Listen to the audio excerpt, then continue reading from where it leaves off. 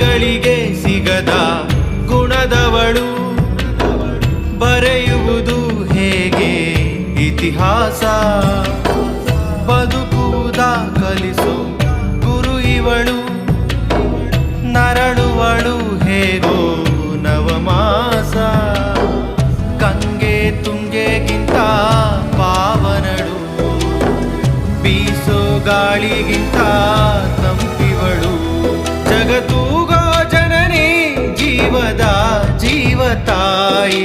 ಬ್ರಹ್ಮ ವಿಷ್ಣು ಶಿವ ಎದೆ ಹಾಲು ಕುಡಿದರೋ, ಅಮ್ಮ ನೀನೇ ದೈವ ಅಂತ ಕಾಲು ಮುಗಿದರೋ.